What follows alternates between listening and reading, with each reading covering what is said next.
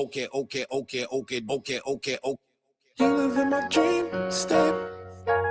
Relocate my fantasy. I stay in reality. You live in my dream state. Anytime I count sheep, that's the only time we make up. You exist behind my eyelids. No, I don't wanna wake up. 2020 vision. Cupid hit me with precision. I wonder if you look both ways when you cross my mind. I said I'm sick of chasing. You're the one that's always running through my daydream. I can only see your face when I close my eyes. Can I get a kiss? And can you make it last forever? I said I'm about to go to war. Maybe we'll do some ancestors. I don't know if I'm gonna see you again. Can I get a kiss? And can you make it last forever? I said I'm about to go to war. And I don't know if I'm gonna How are see your you days? again. I said, okay, do get my infatuation and translating to another form of what you call it. Oh yeah, I ain't met you, I've been looking, stuck and waiting for I stop Can you the hear chasing me like over an the alcoholic.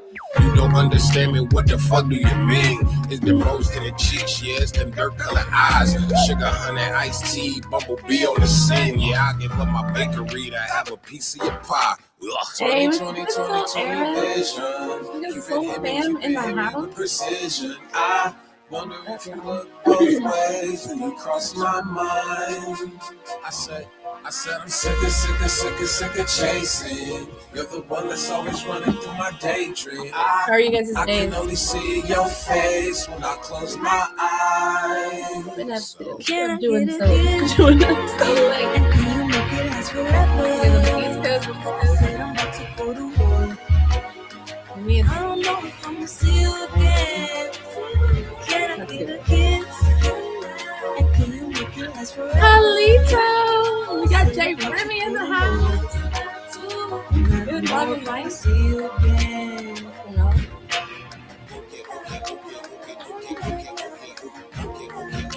My man.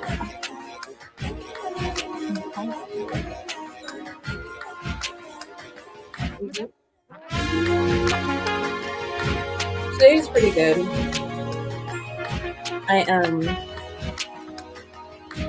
My children had their school did their annual African American read-in, which was pretty cool, you know, getting to read some books about the culture, getting to spend some time in my little classroom. Sorry, I'm looking for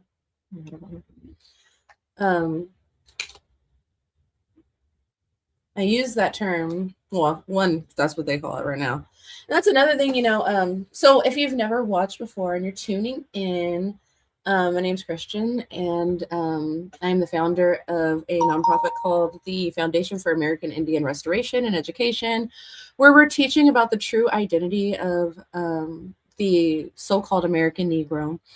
What we're learning is that Black people, you know, the so-called Black people, okay, the ones who are attached to the Jim Crow and the lynchings and the segregation and Reconstruction, the no colored signs, you know, the colored folks, okay, they have actually been here for forever, okay, and it was our land that was stolen and our identity that was taken, and we've been living in ignorance, okay, for some time. But what we've been doing is compiling all of the information and evidence for our standing as Americans.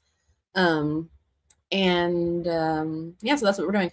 And I'm thinking one of the things, like, as we, you know, continue to build this foundation for all of our people, one other thing that we could do is start to correct our identity, even, you know, when it comes to these events and stuff like that. We can let people know, like, even just period, you know, on the last stream, we talked a little bit about how the term African American is really only like 30 years old, okay? that came in like the night. Let me see. Let me make sure I'm getting the dates right. Hold on 1 second, y'all.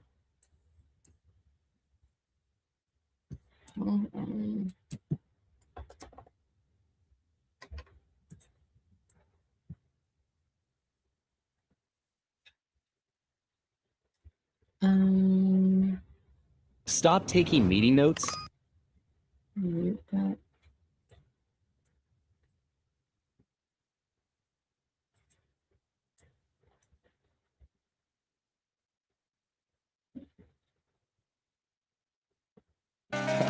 Can you hear that? All right, give me a second. Nah, 6 and forever. Rock a block, Rockefeller. I'm feeling it. Feel the back, Keep it real with the feeling most. it. Feel the legs pushing up on the I'm feeling it. Feel the high that you get from the line. If you feel it, raise your hand in the most. I know sky. you're feeling it. Crystals are nice, I like the toes, I keep on spilling it. Bone crushers, I keep real close, I got the skill for this. On my back, the flyers closed, looking ill as shit. Transactions illegitimate, cause life is still a bitch. And then you die, but for now, life, close your eyes and feel his dick. Since diapers had nothing to live for, All right. like the life is. Okay, so we were talking about, hey, what's good? We got some, we got Red Star in the house. Welcome, Red Star. Hey, what's good? Righteous. Welcome. Saying I like FBA, especially the foundational part, right? That part, okay? Because the whole entire foundation of America, literally, okay, was built by our ancestors before people even got here. Like the trade routes, the, you know, even the highways that are now, those were originally indigenous, like, travel ways, okay? And like everything, the foundation, the towns, all of these cities and whatnot, they were already here. They've been here for a long time. You know, there are some people like I saw a Caucasian man talking about this, about how like these cities are thousands of years old. These are ancient like metropolises, okay? Welcome. But what I was saying is, you know, we could even like as a nation decide and declare that we no longer want to be classified as African Americans, right? That just started. I think that's where I was going with this. Let me finish this. When did the term African American begin? Okay.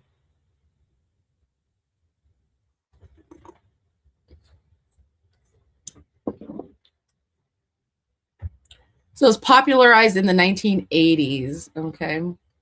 1988, when Reverend Jesse Jackson and a group of Black leaders encouraged the use of African American. I can show that to you, but let me see. So we could, you know, now it's been a generation or so. We could just say, oh, we don't like that anymore. We're just the Americans, right? And that's why it's very important for, you know, declarations. And there's so many people out there, so many organizations doing amazing work, wanting to help people correct their status and have these declarations, these petitions. Another thing that we want to do, and we are going to do through the fair, is to bring all these people together so that we are consolidating our resources and our efforts. And it's a huge unifier, okay? Everything will become streamlined, something that everybody can latch onto, so that we are one nation again, a full body politic, okay? And then we can make our declarations from there. We want our land back. And we're here. We have, you know, representation in these cities and these states. And we are, you know, prepared to, you know, whatever it is, to have each other's backs, to, you know, there shouldn't be any type of situation where our people have to show up in these courts, to show up in, you know what I mean, if there's an issue at a school or anywhere else. None of us should have to should have to handle that by ourselves. There should always be at least 2 to 3 people any single time that we're having to, you know, stand on our square. Okay.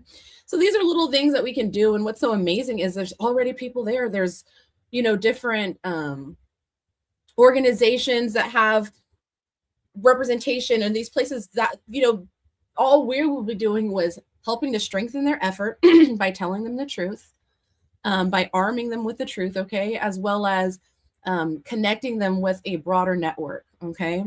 And so, you know, say you're in Alabama, and you know, it could be anything, okay. You guys are making t-shirts that talk about, you know, the definition of American per the 1828 Webster's dictionary, right? You know, that'll be wonderful. We'll know that we can always call on you guys. Oh, hey, you know, we need some shirts and stuff. Like, we need to continue to support one another, have each other's backs, things like that. I'm seeing some comments. Let me see. So, hey, what's good, L Dev? Welcome. I love that. So yeah, they're very cute. So L Dub is saying, yes, I always go to comments to help our people understand our true history. Then comes the attacks from government bots and spies, of course, right? They are very keen to keeping people ignorant about our history. Very true. And, you know, that's what I was also thinking, like, you know, the more that we build this foundation, right? Because it's one thing to say something online, and that goes for all of us, right? This foundation has been born from even, you know, what I feel up against, okay? As us as individuals, we feel like we're having to take this big system on. No, we just become our own system, our own organization, our own thing, you know? And I was looking in those comments, what we can do is be like, oh, well, have you heard of the fair? Right? And then we can either, you know, share with them the links to the videos that have the definition. Like, the more that we like support and pump this up as a nation, it's like we are now establishing who we are. We are declaring who we are. It's not just, you know, we're having fun on social media. You understand what I'm saying? We're going to build this foundation. Somebody on Facebook was talking to me about so I've been doing a lot of so-called Black stuff, right? And that's why I also don't like to get so hung up on terms when we're just speaking like this. When it comes to standing and what we're to, you know, how we're going to put ourselves in our proper place, that's a different story. We'll be very clear. We are the Americans, or however we end up panning it out. But through the fair, we claim American. You know, I should play the original American identifiers for us so that we all know what we're standing on. And we can, especially if you're just tuning in, you're not knowing what I'm talking about, we'll play it. But there, I had went to this Black Joy parade in Oakland, California, okay, this past weekend with my littles. And this person on Facebook was like, oh, wow, you know, wouldn't that be cool to see the emblem, right? The emblem of America. And I'll show you in the thing. And I was like, I was thinking that too. And I was like, that's one of my goals, you know, next year for that parade. I want to, you know, have the fair represent. We'll have our, you know what I mean, our emblem. I have some like big retractable banners of her. We can put her on a float. We can have somebody dressed as her. We'll have our definitions and our information on the side. We'll have, you know, leaflets and things to pass out to people. But every single like event across the nation, the fair should be there. You know what I mean? Like, we should have representation, people, and then other people with our heritage, the so-called color people who've been here, you know, since time immemorial. They will, like, this is what they will have to grab onto. We don't have a nation right now except for just the people, the individuals, you know. And some of that was, like I said, it's been a gradual breakdown of our like tribal sovereignty, with things like the Indian Appropriations Act and whatnot, where they wanted to just make us individuals, okay, so that we were no longer this full nation that could declare things for ourselves. It's like, oh, well, everybody's out for themselves or whatever, right? But yeah, we're gonna bring that back. This is the grand unifier, okay? What was I talking about besides that? Let me see. Some more comments. What's that? Peace, y'all. Red Star was good. That's a must. I prefer the term Indigenous American, but it's just, I love that too. Indigenous American. That's true. I be trying to slowly teach people overseas, but it's hard to wrap their heads around our story. The good thing is most primarily see me as American, not this BNY-ish. Yeah, it's very true. Well, and that's the thing. It's so funny. It's like this. We are Americans, and I have noticed that a lot of people will be like, oh, the Americans. It's just that. There's so much to say about that. I'm gonna play these videos in a second. So the definition is just as important as the identifier term, making sure that we are properly defined this time around. Exactly. That's the truth. Okay. And we'll bring our greatest minds. There's so many people out there who've been working on like declarations and all types of stuff for decades. I'm sure, long time. This is sometimes people's whole life work. We need to bring those people together. We can, hash it out exactly how we want to do it, and then with all of our people behind us, all of these families. That's why it's important to have representations all over, because people need to know who we are, what we're doing, and because that's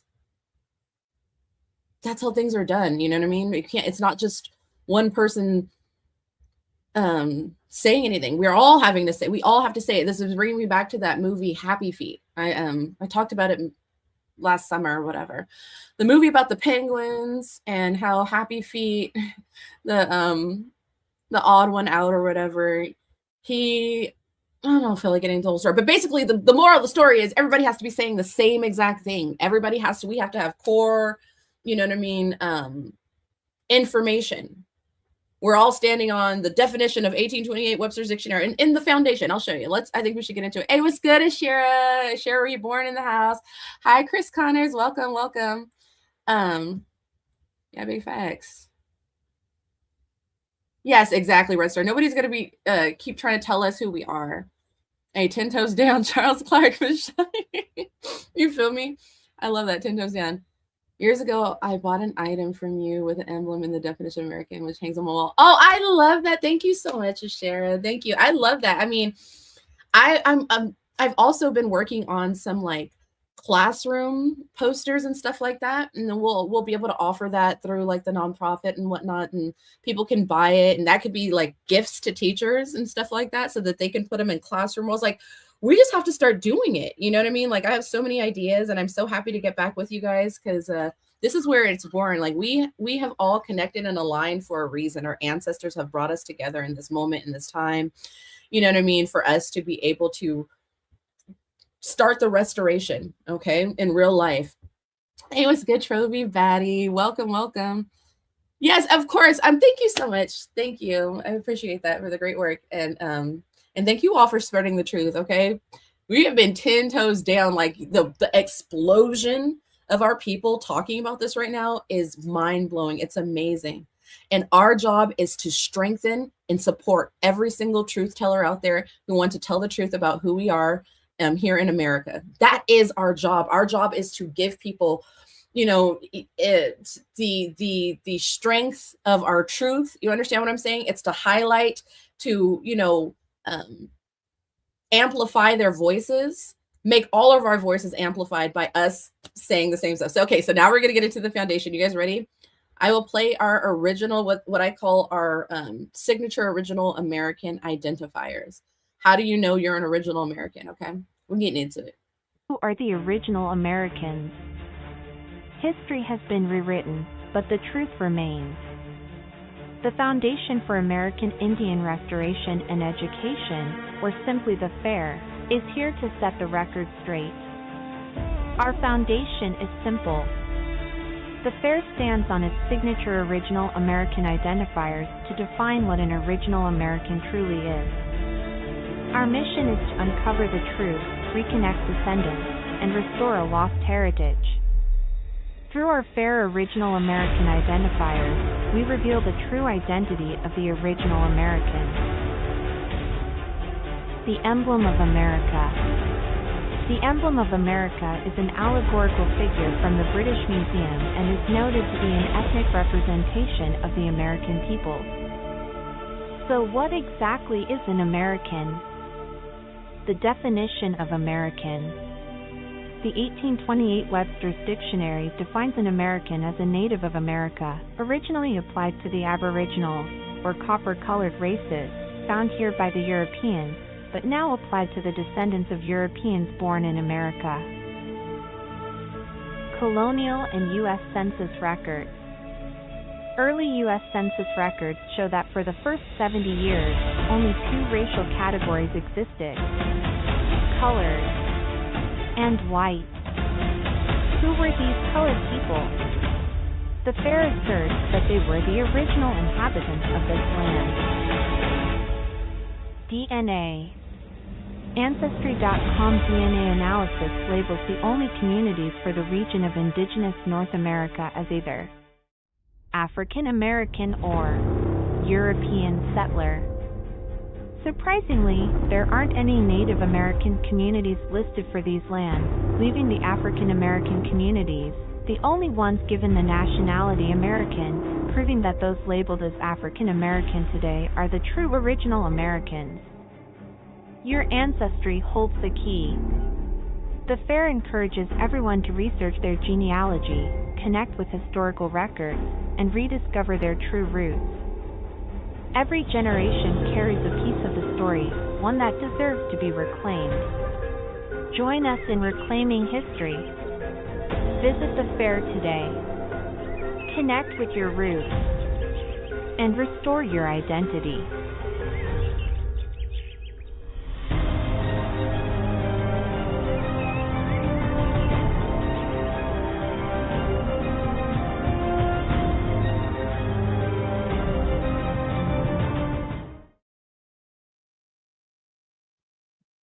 Yay!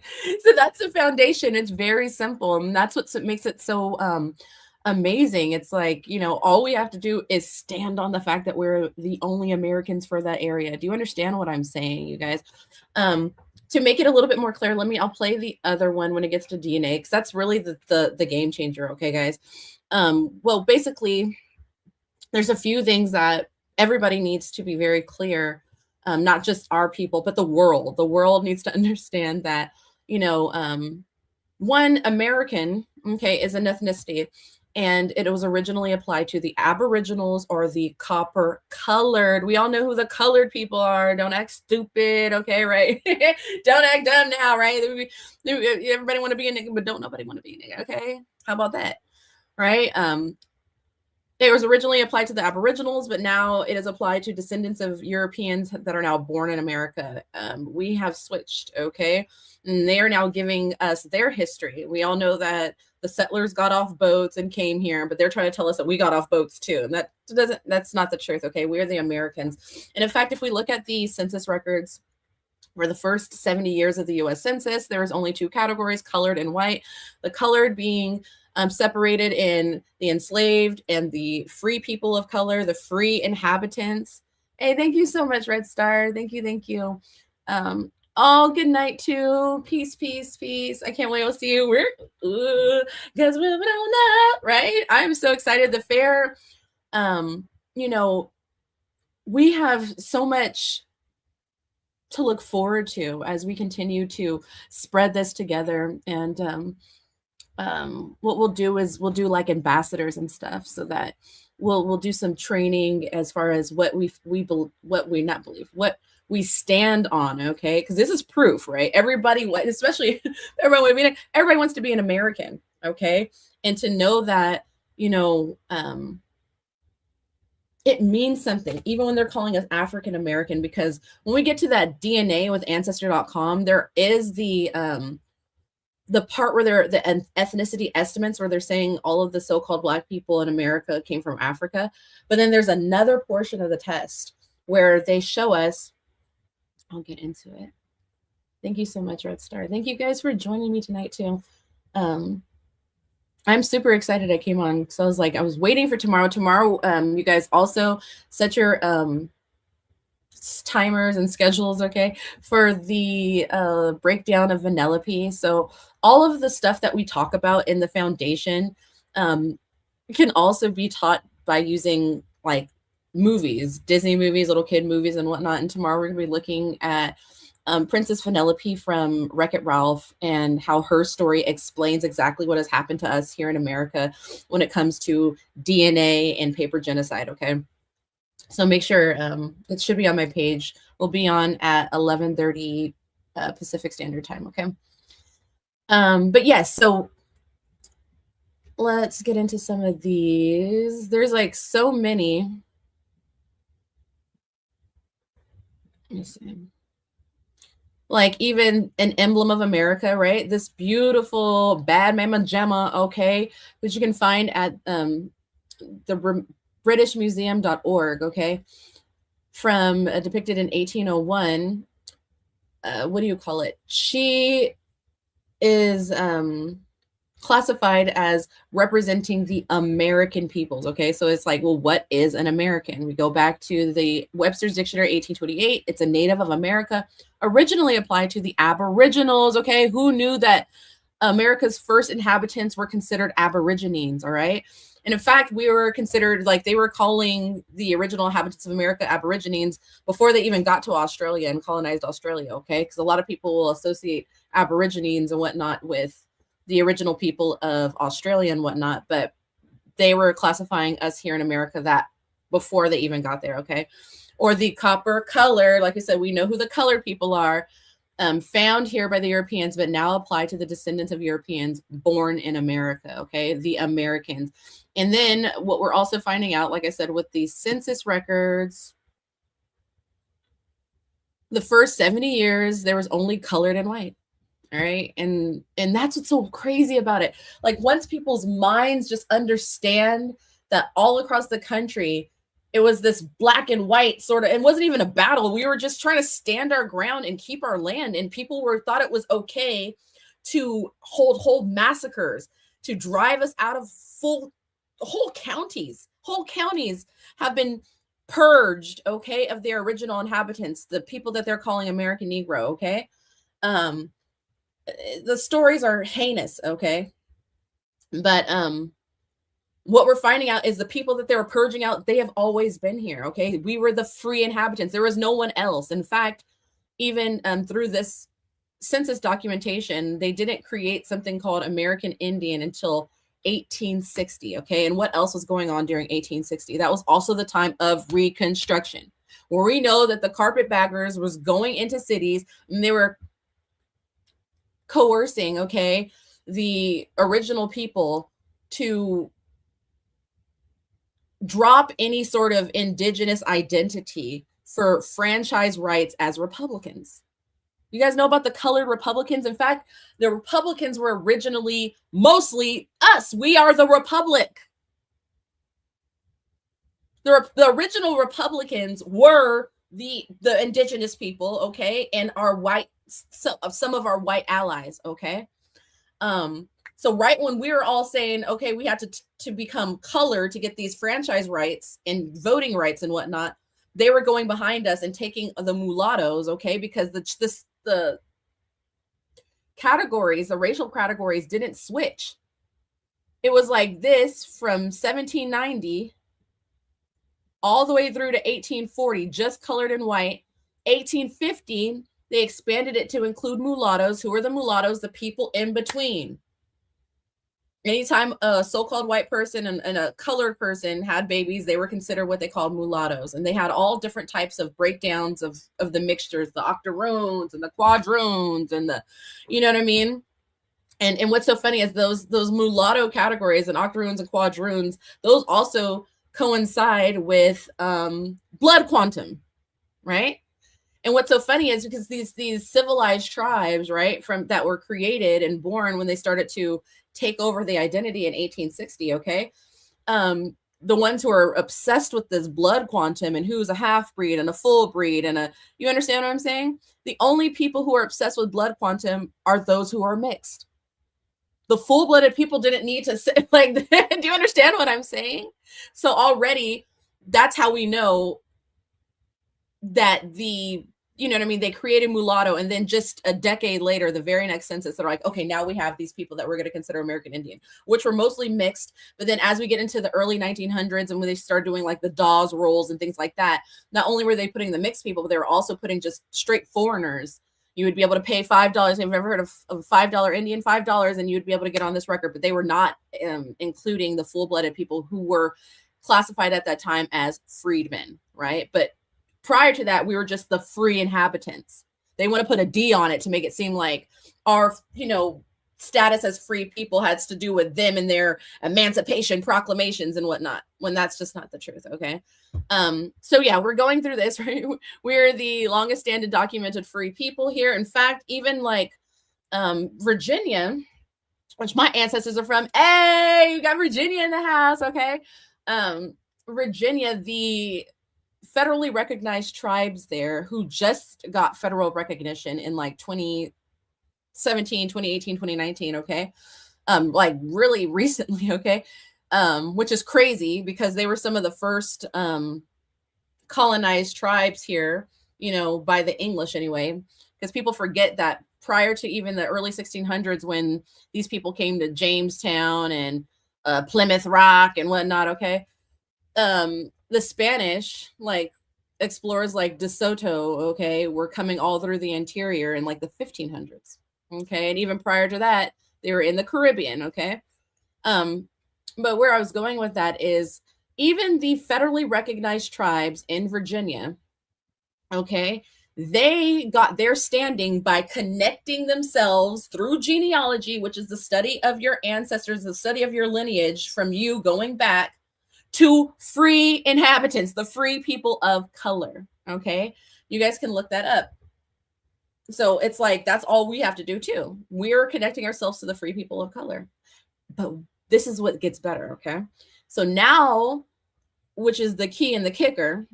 Okay. The ancestors have revealed that through Ancestry.com, although through the ethnicity estimates, they are trying to say that, you know, all the so-called Black people, the colored people here from America, okay, are from Africa. There is another portion of the test where there aren't any so-called Native American communities. There are only African American communities and European settler communities, okay?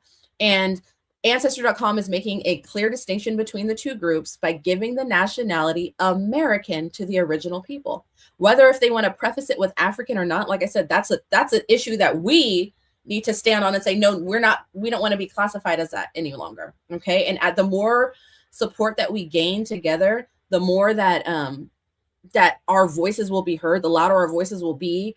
And the more that they're gonna have, you know what I mean? This establishment and these organizations and companies that have banded together and conspired against us to steal our identity and our land and our resources, okay, and our heritage, they have someone to answer to. When they were teaching us that we're all from Africa, they knew that there weren't any descendants left to hold them to the contract in the treaties that they made with our ancestors. And it's renegotiation time, okay?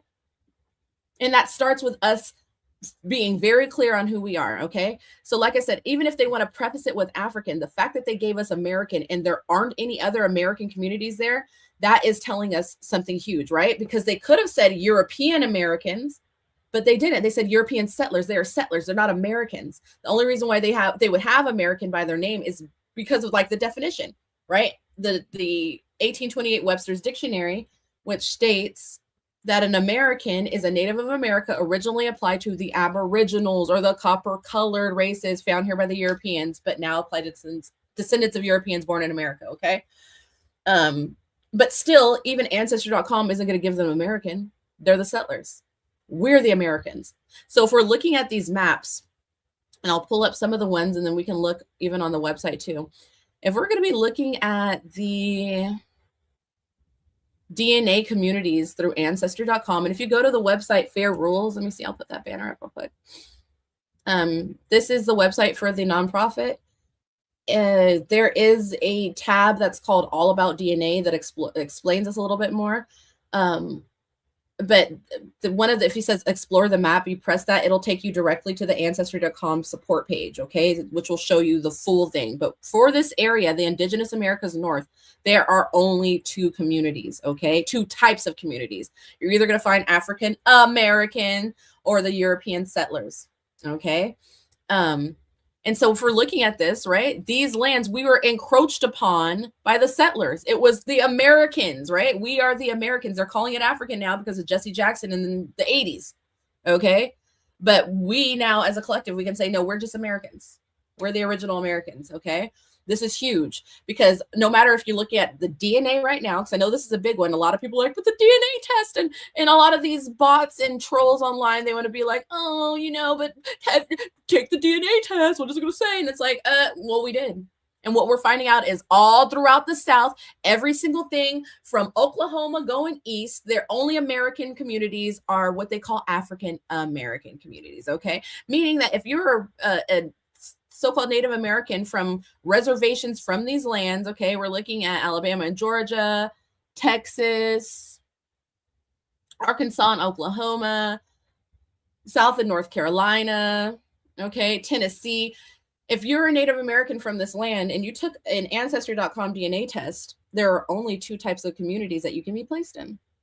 And some of these people, as you know, the descendants of the mulattoes, their ancestors, they might be placed in some African American communities and maybe some settlers, a mixture. But I'll be honest, some of these people who have been claiming Cherokee and all of these different tribes down there, they're gonna just be placed in settler communities. And what we're finding out is that when the settlers were killing off the so-called Native Americans, the Indians, it was really just the same story that we hear when they were killing off the niggas. In fact, if we look at the Oxford English Dictionary's definition for the N-word, we're going to find that, let me see, because I know I got it somewhere in here. I know I got it somewhere in here. What is this?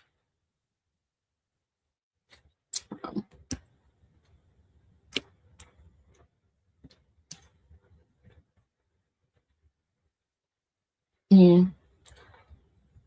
From the Oxford English Dictionary, the definition for the N-word, okay, it's a dark-skinned person of any origin in early U.S. used usually with reference to the American Indians, okay, usually offensive. So they're like, get out of here, nigger.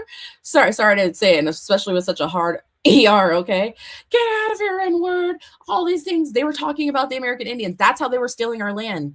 That's why the racism is against Black people. That's why it was like no colored signs. Every single time you look at it, we're finding out, right? It's just colored and white. No matter if you look at the census records, right? No matter if you look at the definition of American, colored and white, the copper colored people, the Aboriginals, okay? Or the white Europeans, the settlers, okay?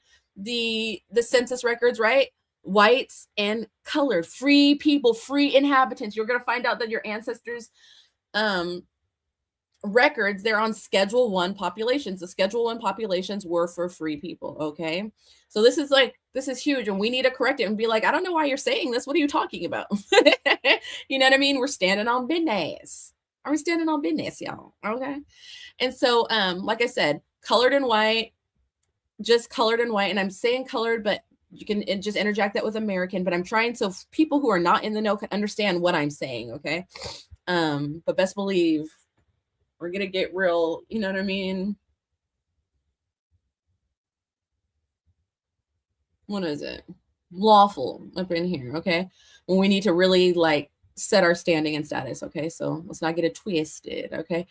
And even the DNA, right? We're finding out that it was colored and white, or African Americans and European settlers. Eventually, sometime we're gonna have to stop making excuses, okay? And I don't want this to be offensive to anybody, okay? Because I do believe that in certain instances we can band together with other so-called Native American tribes if they actually are indigenous to America, okay? But we're gonna have to stop making excuses as of why they're not popping up on anything real. Where were you in the beginning of the census? Are you not one of the free inhabitants that have been here since the first one in 1790? Right? Why did it take 70 years for you to show up on these things? Did you think you were that, elusive? Not to say it like that, but you understand what I'm saying? What they're going to have to understand is if they really do have American blood, they're actually descend from the people that they were calling Negroes and colored, okay? And what we'll find is that sometimes these Native Americans are so racist is because they're still acting in the spirit of their white settler fathers, okay? And I'll tell you this, so really don't get offended about this. The reason why I know so much about what exactly is going on, especially when it comes to the mulatto bands, the half breeds and whatnot, is because some of my ancestors were those people, okay? And you can find them in I was just looking at my collection, my library, okay, that mentioned ancestors. It's so amazing too, because it's like they taught us that we were African slaves that had no names. That is not the truth, okay? You'll find literature, history books and stuff with your ancestors in it and things like that, because we were the people that the foundation was built on. And the land is in our names. Okay. I know I'm jumping everywhere, but soon we're going to have to make excuses. We're going to have to stop making excuses and saying, oh, well, maybe it's just because they weren't there to be counted. It was different for them. No. Okay. Oh, why aren't they in the DNA? Oh, they don't have they must not have enough DNA samples for them. But you have all of the African, so-called African American going down by counties, but not one drop of Native American blood for you guys to have communities in. We have to stop making excuses. Okay. So yeah, we're getting into it. That is the foundation. Ooh, I'm loving this. So it says we need to examine the 1866 Treaty of Peace. We have a unique genetic mixture. Very, very true, you guys. That's what I'm saying. And it's like, the more that's what the fair aims to do, is to make things clear, as far as it's like, no matter where you would go throughout these cities, these counties and whatnot, there was only colored and white. And we need to stand up for our colored ancestors who fought to be able to maintain their heritage and their land. And some of them, you know what I mean, didn't get to. They were pushed off through all these different, great migrations and Trail of Tears, and even more scary, like the Red Summer, you know what I mean, where counties all the way from DC to Oklahoma were being purged of the original inhabitants that they were calling Negroes. Okay. But where I was going to with that, when we're talking about the genetic mixture and even the heritage and whatnot, is that, even our food binds us. When we start to look into it, soul food, cornbread, grits, hominy, hush puppies, barbecue, all of these dishes are indigenous to America. They were created by the original people. Who are those original people? Okay. Those are all like undeniably our food. And we're being taught that that's slave food. And it's so offensive. Okay. Because they want to trade us out, and they want us to latch on to this Afrocentric identity, and we are being erased like in real time. Okay. Because we are like, and mind you, I know we've went through waves of this, but like, it's never been so as widespread as far as like us really thinking that we're from Africa as it is right now. Okay. We are a couple of generations into this, school system, this integrated school system. Okay. After, the Brown versus Board of Education, where they really started to teach us all this stuff. Okay. But our elders never really said that. Okay. That kind of stuff popped up in like the 60s and the 50s. That's when we start to see all the kente cloths and stuff like that. Prior to that, our ancestors were wearing fringes. Okay. If it wasn't suits, okay, that was part of them remaking us in the ways of the English. But, we would wear just indigenous garb when you really look at it. Like, look at some old pictures of like Shaka Khan, or, let me see, Earth, Wind and Fire. Okay. They'd wear like the fringes. But yes, we need to really solidify what it is to be an American. Okay. Because it's getting washed out because we don't know who we are. But there's so many things, like even, let's see if I have it.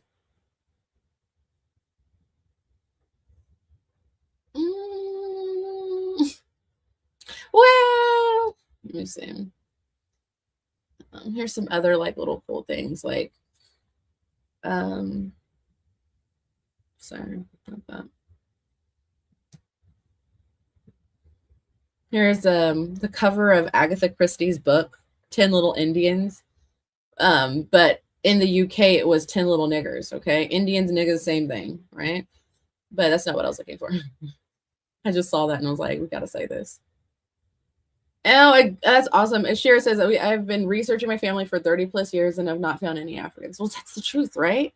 We're of these lands. Okay, our ancestors go back like They want us to stop saying, like, where are you from? They don't want us to say Alabama, Tennessee, Virginia. They want us to skip all that and be like, we're from Nigeria. I took a DNA test and I am of the Bantu people. Not to say there's nothing. I'm saying this with so much respect, but it's like also kind of like when you say it like this, you start to realize how absurd it is for us to skip our real heritage and stuff. They don't want us to claim America because the next, that comes with land, and that comes with, the restoration, the restitution, the retribution. Okay. And holding people accountable for what they have done and the lies that they have told. And you understand what I'm saying? That's the truth. Like I said, I did my ancestry and I was like, oh my God, that's how this whole entire like story started to come about. And I'm working on that too, guys. So I could just tell the full story about how we went from this to this to this to this and throughout all of the centuries. Like I said, I also wrote a play. You guys can find that on fairrules.org. It was called We Was Here First. And it's good too. I cannot wait to put that back up. We did it. We premiered it last year through the San Francisco International Arts Festival. Like I said, that's on one of those pages on the Fair Rules. Go and explore. There's also a genealogy database that you guys can use. So if you need some help with your ancestry work, it'll at least give you a start. Connect you with some like genealogy,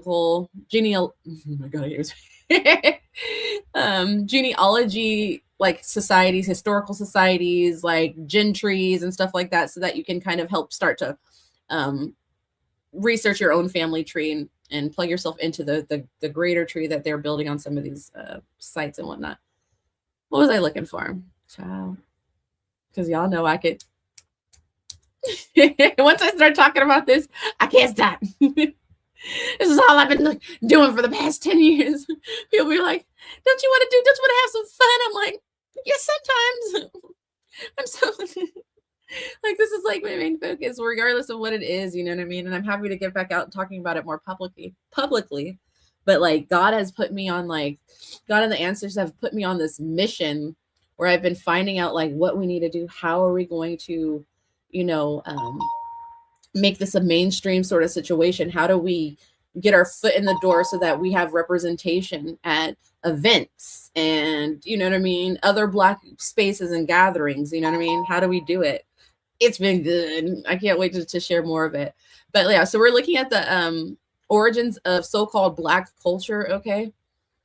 So Black drink and pouring it out for the homies. In 1696, a man named Jonathan Dickinson witnessed the chief of the Ice tribe drink this beverage. Okay, this was like the Black drink was like something that the indigenous people here, our ancestors, used to drink ceremonially, ritualistically, socially. Okay, and it was called Casina, it was called Yapon, also just Indian tea. Okay, and so he's watching this Jonathan Dickinson is a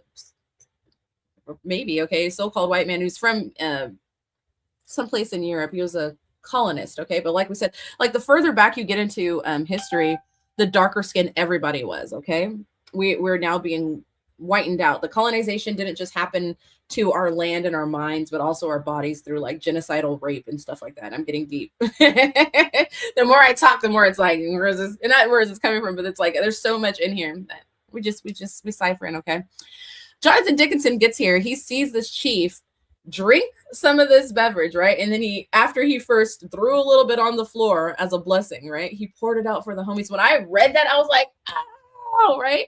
Because they want to demonize us and they want to be like, oh, that's this, that's that. We don't do that anymore, all these things. And it's like, no, that like what we do here at the fair is we reclaim our heritage and our customs and stuff like that. We put some respect on our names and things like that. And it's like, we recognize it. It's not something that we just do. And you know what I mean? Like what? It's a spiritual right. Okay. Tupac had a song, Pour Out a Little Liquor. Let me see if I have that queued up. Not the whole thing. A little clip though. I think we're okay for a clip.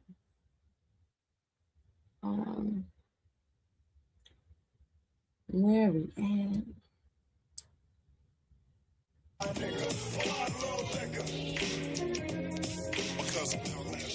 This goes out to all you so-called G's. Pour out a little liquor for you real motherfucking pockets. Don't let the drink get like that, y'all. Pour out a little liquor. Pour out a little liquor. Drinking on gin, smoking on blunts, and it's on. Reminisce about my niggas that's dead and gone. Okay, you see that? And even in that one, we saw the girls like. I'll play a little bit. I'll unmute my mic. Look at the mounds in the back. Tupac was so on it. Rest in peace, Tupac.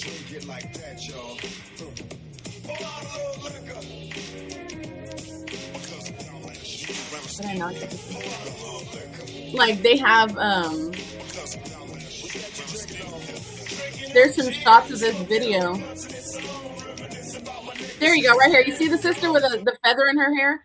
So everything. So they white society, white America has been copying everything we do from the beginning. Okay, so even the flapper girl thing that came from us.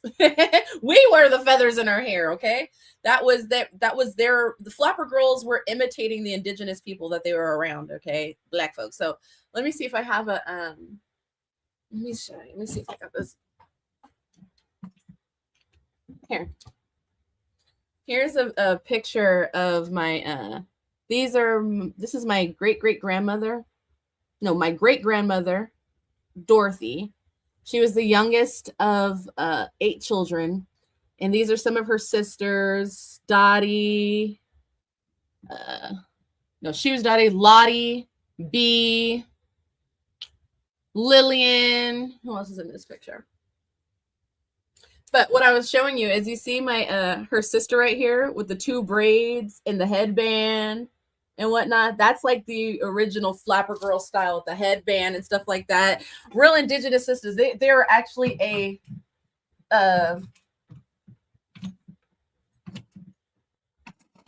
it's a colored family, okay? But goddamn. No, it's not going back up there. Color family, meaning that both of their parents were colored, right? But both of their parents were mulattoes, okay? So this man right here, this is Thomas Stevenson Drew. He was the 4th governor of Arkansas. This is my triple great-grandfather. Let me see. My grandma Dorothy, her mama Mary Jane. Mary Jane's dad is Drew. Third, fourth great-grandfather. And so like I said, they were so funny is right. Oh, Mr. Slave Master, right? No, mind you, we find out that my grandmother through him, the woman he had a baby with, Martha, right? Her and her sisters and that family, there was, like I said, every town, there's a colored and white side of town, right? So the founding families, both colored and white of Pocahontas, Arkansas. These are them, right? These are my ancestors. So I'm a direct descendant of the founders of Pocahontas, Arkansas, both colored and white. And what do you call it? So then I know I'm getting deep into genealogy. You're like, what's going on? I wish I had some more pictures so I can show you exactly it. So he had a baby with, mind you, his wife, his white wife, right? Her name was Cinderella Bettis, right? And he had a baby with her cousin because her uncle was the one who had a baby with her mom. So it's like we've been bred into, like when I say I know what happened with the mulatto bands and how the identity was stolen through their white fathers, this is it, okay? Because it's like, even him, Thomas Stevenson Drew, when he won his election, it was because he had invited the whole town over to his estate, his farm, for a big barbecue, right? And we know that barbecue is an indigenous American food, okay? In fact, it came from the word barbacoa. Let me see. Do I have anything of that? Let me see, y'all. Anyway, so they try to, they're trying to say that it's like these people were slave masters. What we found out, though, he was an Indian agent. Okay. And he had a son with Martha Bettis, Cinderella's half black cousin. Okay. And they had a son named Drew Bettis, and that's my triple great grandfather, and then he had a daughter named Mary Jane, who was these ladies' mother. Okay, and Mary Jane, there ended up marrying this man named George Hildebrandt, who was their father, who was the grandson of the wagon master of the Trail of Tears, the Hildebrandt route of the Trail of Tears. So it's like when I started to research my family, it got steeped in American, so-called American Indian history. And that's how I started to find out exactly what's going on, because all these people are classified as color, right? And all the white people now are trying to call themselves the Cherokee. So that's, let me show you. Let me see. Give me a second. Let me see if I have some, what these books are.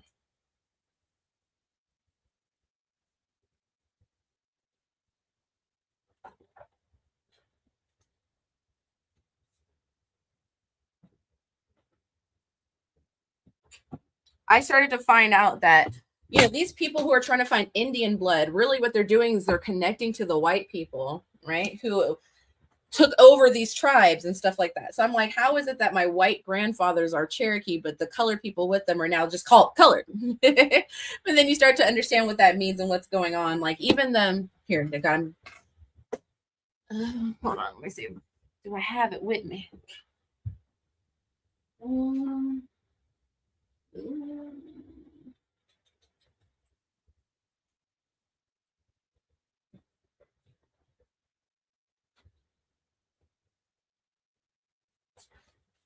Yeah.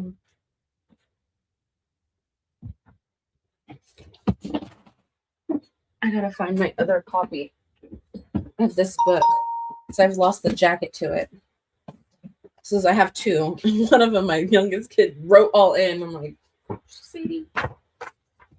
Here we go. But here's a copy of the cover. So when I started to do some research, I was trying to find something more about my triple great grandmother. Her name is Leanna. We used to always call her the old Indian lady. Like even growing up doing class projects and stuff, we knew that she was on the Trail of Tears. And now knowing all the rest of the history about the Hildebrands and the Trail of Tears, it's like all the history connected. It was so good. And she used to like to smoke a corn pipe, and she wasn't that fond of like higher learning and stuff, right? Because it's like, what do we have to do all that for? We were living, we got food and farms and things, right? But she wrote this. So I got in contact with somebody who said she knew more information about my grandmother. It was a white woman who was actually, all this history is connecting. I don't know why I'm talking about this right now. Hey, ancestors, they want to chat tonight. The picture I just showed you of the Hildebrandt girls and Thomas Stevenson Drew. Thomas Stevenson Drew, like I said, he was the 4th governor of Arkansas. He was the superintendent of Indian affairs and whatnot. And he had white descendants, right, through Cinderella, his white wife, and then the colored descendants through Cinderella's first cousin, Martha, okay, who's my 4th great grandmother, right? And this woman who wrote this book is one of his descendants through Cinderella. And she's a Caucasian lady, a distant cousin of mine, who wrote this book, Borderers, right? And it's all about like our white ancestors and how they were, what does the tagline say? Becoming Americans on the southern frontier, right? And like, what does that mean, right? Especially if we look at the definition of American, right? A Native of America originally applied to the Aboriginals or the copper-colored races, the colored people, right? Found here by the Europeans, but now it's applied to, that started to happen. It started to switch over. They had to become Americans. We already were, right? And we're the only colored people, she connected it to our modern day branch now. She mentioned Mary Jane marrying George. Like that was a huge union for the, the mulatto daughter, of the founders of Pocahontas, Arkansas, for her to marry the grandson, you know what I mean? Or the mulatto granddaughter to marry the mulatto grandson of the Hildebrandts, of the Hildebrandt root of Trail of Tears. Like that's pretty historic, but they just don't want us to know the colored side of the family. But I'm like understanding all of this. It's like, it was the wrong family to connect to nowadays because I'm on the case. Okay. I'm on the case. But what I found out is like when they're trying to connect to Indian blood, this is just white folks connecting to these stolen tribes. Okay. And you can find Hildebrandt in here.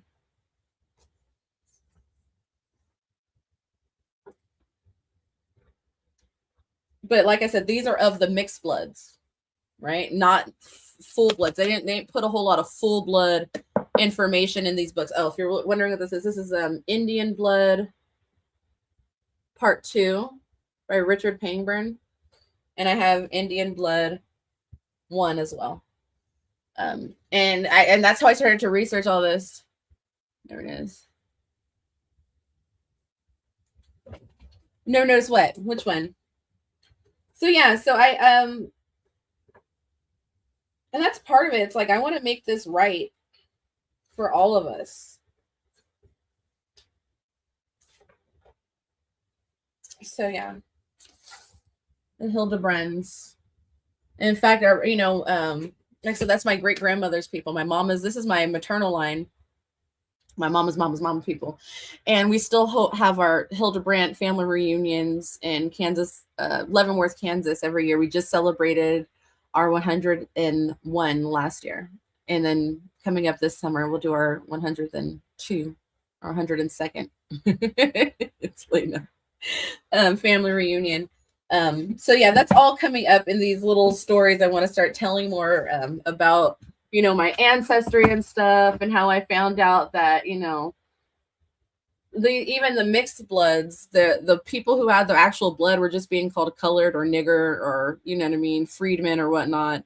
And so you want to get into some good stuff. So the story about the Hildebrands, okay, because this goes back to this. I've told this before in this story before, the story before on this channel, but the Hildebrands. So if you look up the, let me see if I can just, dang, I wanted to hear the rest of the song, but we can come back to it. Trail of, here, so you can see what me searching it to. No, not stop screen. Let's add this stage. Okay. Trail of Tears map. No, images. Sorry. I don't know why I'm pressing that. There we go. From the National Park Service. They'll show you all of the routes.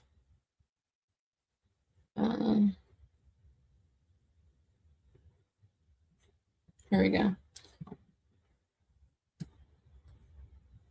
Did I go over one? I don't know if you guys can see. I might have to save it and then open it myself. How do I do that? Save. Can we open this? Oh, so ridiculous, right? How long are we doing this for? So the Hildebrandt route, right? So basically all these routes were, it basically what it is, these are just ways that these escorts that the government hired, these Indian, what they call Indian agents, right? These Europeans that they hire to ensure that the colored people got there. Now, mind you, a lot of full-blooded indigenous people, a lot of full-blooded people did not go. They weren't able to do Indian removal to a lot of full-blooded people. What they were doing, they were taking their mixed clans and saying, we're the new tribe, okay? And taking them over to Oklahoma. Our people stopped in Leavenworth, okay? And that's deep too, because it's like, oh God, it gets so good. It gets so good about the history. But I'm going on these different branches, so I'll have to come back around. But and if we're going to do these nighttime stories, remind me to talk about how and why we got to Leavenworth, okay? And the Kickapoo and the Mormon Wars of the 1830s and how they called up, okay, these tribes, right, to fulfill biblical prophecy in Independence, Missouri, that the whole entire basis of the Mormons started in Missouri. And they were trying to fulfill biblical prophecy by uniting and bringing the tribes together to end this shit, okay? And my ancestors were some of those people through the Kickapoo tribe and all these things. And that's why the Kickapoo Township was in Leavenworth, okay? It was a group of the people that went from independence to it's history is so amazing, you guys. But and then it starts to get into kind of like why they were calling themselves Mormons, They were the men, the white men of the Moors, the ones who were wanting to bring this back and allow us to live in freedom. But what happened? Okay, we'll talk about the Moor Wars another day. Let me stay on to the other one about the tribes and stuff, and the 5 civilized tribes, and how I know that they're just holding companies that was stealing the inheritance from the clans and stuff, because some of these people didn't have any damn authority to sign over anything, right? And that started a lot of rifts between tribes, between the full bloods and the mix. Because it's like, think about it, you and your family or whatever, one of your sisters or whatever ends up getting raped or marries or whatever the situation is, ends up having kids with one of these Indian agents. Okay. And they're now saying, we're all moving to Oklahoma because Andrew Jackson wants us to get you guys out of here. Okay. To clear the land for more settlements. Okay. Some of the full blood said, fuck that. Right. But if that was your sister or your auntie or your mama or whatever, some of the full bloods went. That was their family. They wanted to stick together. That's how things happen. And then the full bloods, they were saying, well, these are our slaves. That's how, so when they say Native Americans own slaves and stuff, no, they did. Are you talking about the white chiefs? So that's where I was getting around to. The Hildebrands, okay? And Peter Pan, okay? Because the movie Peter Pan, we'll do full breakdowns on this. Like, I have like a lot of stuff about this. But a cousin and I, we were talking, because I do these presentations for these Hildebrandt family reunions sometimes, right? And he was asking me, do you have anything in here about the Cherokee Rose and stuff? Because it's like, this gets into, because mind you, you guys know about, I don't know if you guys are familiar with the Cherokee Rose, the Gingawa of the Cherokee. She was also called the Pocahontas of the West. Okay. This is another Pocahontas story where, you know, one of our sisters or half mixed women comes and saves the settlers and stuff like that. And she's like a cousin, distant cousin of ours or whatnot. Through the Hildebrands. It's a long story. I'm getting into a lot of it. I'll have to show you guys a tree one day. And I said, no, I don't like, I'm tired. I don't have the bandwidth to do that. And we start talking about like these, what they call detachments. So the Trail of Tears, getting back to the Trail of Tears, right? The Trail of Tears ran through these routes with these groups of men, these Indian agents, and they all had their position. There was the wagon master, the conductor, okay? All these different things, right? And like I said, my family were the ones who traveled with the Hildebrands and were raped in by the Hildebrands, right? And where was I going with this? Okay, so they had named, right? There was like 5 brothers. There was Michael, Peter. Peter was the conductor of the Hildebrandt route. Look up Peter Hildebrandt. He was infamous for being just evil AF. That was my 4th great grandfather, right? So I'm telling some mulatto American Indian history, right? And he Peter, George, and I come from the George's line, and they would continue to name their sons. There's like generations of these same 5 names: Peter, Michael, George, John, and Michael. Did I say Michael already? Or is it just 4? Peter, Michael, John. Doesn't matter. We're going over all the names, right? And we realize, like, because oh my God, this is such a crazy story. This is reminding me of when we started to stumble upon this.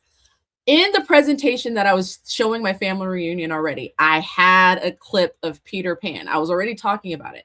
Because when you start to watch Peter Pan, like the one from the, what is that, 50s, 60s or whatever, the older one, Peter Pan goes, let me see, I might have some of that information here. Peter Pan, when he meets Tiger Lily and her tribe, right? And the tribe was called the Pickaninnies. Okay. Let me see if I got that going. So I know I'm everywhere, and thanks for vibing with me tonight. The Pickaninny tribes, right? Also, we know that Pickaninnies were used, it was a term used for, you know, little black children, okay? Tiger Lily's tribe were the Pickaninnies.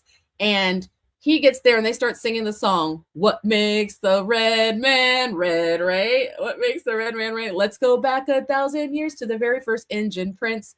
he kissed a maid, and he started to blush, and we've all been blushing since, right? And what they're showing is Peter Pan kissing this brown girl, Tiger Lily, and all of a sudden he becomes the chief. And we realized that they named them after all of the people from the Hildebrandt detachment. Peter Hildebrandt, Peter Pan, Michael, George was the father, George Darling, and the other little boy was John. All of the 4 names that have been down from generation to generation. It's insane the way this stuff is coded. And because what happened was Peter and them, he became the chief of the Cherokees, but that wasn't the full-blooded people. That wasn't the full nation. And they started to take over. And that's why now you'll look at, you know, these chiefs for these 5 civilized tribes, and they're just white people. Like John Baker. And we know that they've been just taking everybody's inheritance. And then even the mixed breeds didn't get anything. They're just called inwards too. And that's what I was talking about the slave master. The Native Americans didn't own slave masters. That is, when they're saying Native Americans, they're talking about the white people, the Indian agents who can claim themselves they were adopted by the tribe, right? That they necessarily own slaves. It's not that they own slaves, it's that within their group of people that they were able to take in, you know what I mean? They were stealing their whatever funding that they were supposed to get from, you know, the government per the treaties and stuff like that, the inheritance. It's deep, okay? And then they totally don't want us to know what's going on now. If you're a colored Hildebrandt, they're lying to us, right? You have to be, I don't know. I'm getting into it too. Hey, what's good, Smoke Signal? Welcome, you guys. Hey, what's good, Daryl Butler? Hey, y'all. Their racism didn't diminish us; it revealed them. They can't erase us. Our spirit is strong. Exactly, right? So yeah, a lot of just so much history, and it's all connecting. And I want to continue, like the play that I did for the San Francisco International Arts Festival. We was here first. That was only a portion of it. Like it was cut in half already. And then we whittle down even the first half into what we were able to, you know, put on its feet, okay, and produce last year. But the other half was all like, because all of this Pocahontas, Arkansas information, the Trail of Tears, the Kickapoo, the Independence, Missouri, and the Mormon Wars, and Platte County, and the Pearls, like it gets so deep. Let me see if I have any pictures of them. Where's my photo of my ancestors? It's so good. Those were full bloods too. That's all my mama's side. And my daddy's side is the Indian kings and queens of Virginia, the Coxes, okay, from Wahasinakak, Kakakoweske, just became the Coxes, okay, the big heirs, okay, make way, all right. The Royals of Mount Vernon and Billy Lee and George Washington, all that history is my dad's history. And I don't know, like I'm so excited to like share that with people, all this history, how it connects back to Black folks, and so we can understand really what's happened to us, and we can make our standing and correct what has happened, but also to, you know, excite you guys to find out history, and to teach Black people that they can find out their ancestors' names and then research them. Indian history. Enter in the ancestor's name plus the county that you're finding them in. You'll be surprised. Because it's like, yeah, these are some stories from American history, but this is hundreds of years and millions of acres of you know what I mean, of history that we all need to cover. You know, do you guys know your ancestors' names, where they were from, what happened to them? And sometimes what's happened to them, like even my ancestors, it's not pretty. It's like, dang, you know, I didn't realize all this stuff, you know what I mean? But it's like, I'm comfortable with it now. At first I was like, kind of like, like, you know what I mean? Like it was a lot, because you start to learn that, you know, the more that your ancestors had interaction with white society, you know, to be not just colonized, but assimilated and whatnot, the more that you lost your heritage, your culture, and things like that, you know. And a lot of my ancestors had, like, they were in such close proximity to you know, white folks, because it's like they were the leaders of the tribe. the dignitaries. And I've learned what happens when you're making deals with these folks. And that's why I'm like, we ain't accepting nothing but the whole enchilada. Okay, our land, our resources, our name, our heritage. You understand what I'm saying? I know who we are. I know who I am. I know who my ancestors were. And I know what they would want to say in this day. Okay. And I'm here, you know what I mean, to do that for them. Yeah. Anyway, so I said I was gonna also get, I wasn't even planning on talking about this, but for some reason it's coming out. All right, and I'm excited about that. But I'm thinking we can also get an ancestor message from the priestesses of light. And then I'm gonna go to bed because I didn't realize how late it is. Chad, it's almost 11 o'clock. I gotta get up in the morning. Get these kids up. Today was good though. Hey, we got the Potawatomis and the Powhatans up in the house. What's good, kinfolk? Ooh, twin flames are coming through. That's interesting. Mm-hmm. A soul partner or an eternal connection. Ooh, at the bottom of the deck, we have River of Blessings, okay? Releasing constraints. I'm hearing floodgates. The floodgates are opening for us, okay? The floodgates. We are living at a time where things are about to pop off, okay? Family. There's tenderness here with true love and compassion. This is at the back of the deck. And then we got hostilities, conflict, and unrest, all right? For our soul family. Brilliant beliefs, luminous life force, and personal power. There's something about believing ourselves. I'm seeing a lot of like big cats. I'm getting a lot. I'm channeling right now. There are connections that are supposed to be coming together. There's been a lot of hostilities and conflict and unrest around it. I'm seeing with these big cats, like, there's a couple of things. Like there's cattiness, there's pettiness that has gone into like maybe keeping these connections, whether they're romantic or business or whatever. There's been the forces that are been keeping people apart from being able to work with one another, from coming into harmony. There is true love here and compassion. This could be familial love, romantic love, soul love.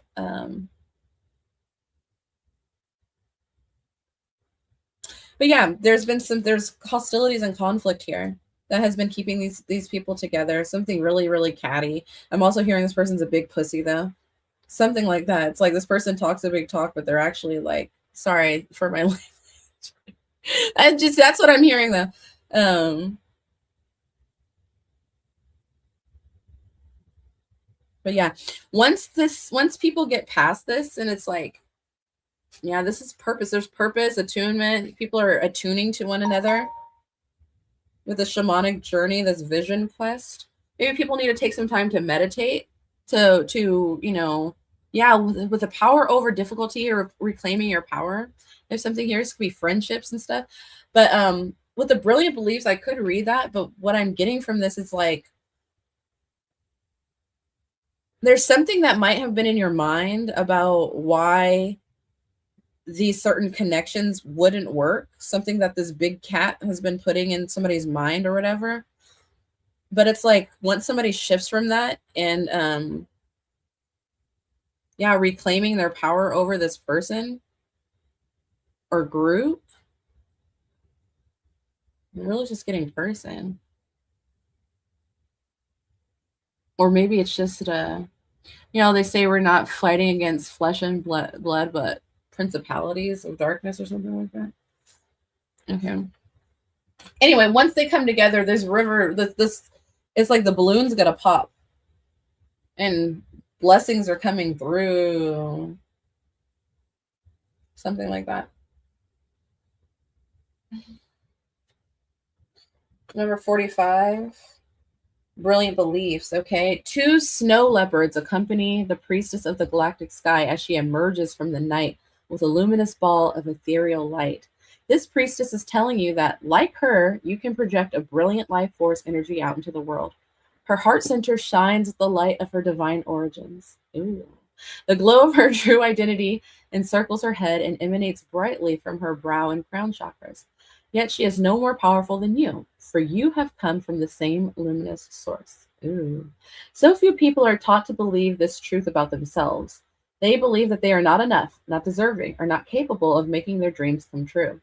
But these conclusions project a dark energy that brings unhappiness and blocks goals and desires from manifesting. This card is asking you to embrace your luminosity and remember your oneness with Source.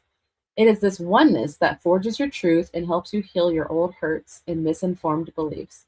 Even if lies about your lack of power and value have been with you for a long time, it's never too late to awaken to your truth and let yourself shine. So I'm also getting like part of this darkness, this conflict, this unrest could just be mental too. People are supposed to be coming together, but some people haven't accepted themselves fully. Some people haven't loved themselves enough to believe that they are worthy of this connection. And there's something about like maybe feeling intimidated by the person that they want to work with, but like Spirit is reminding them that we all come from the same light.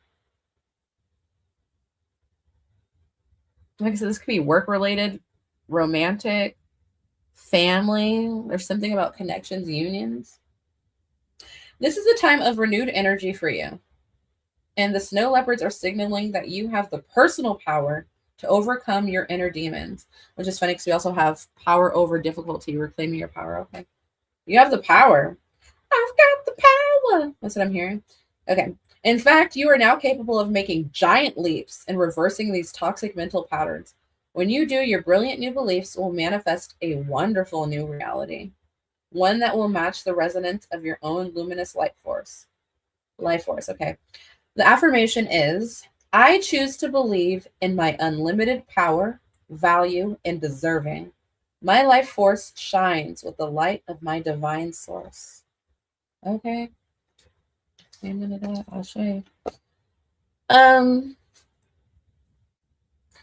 I can read a couple more. I'm going to also just read the Shamanic Journey, number 23.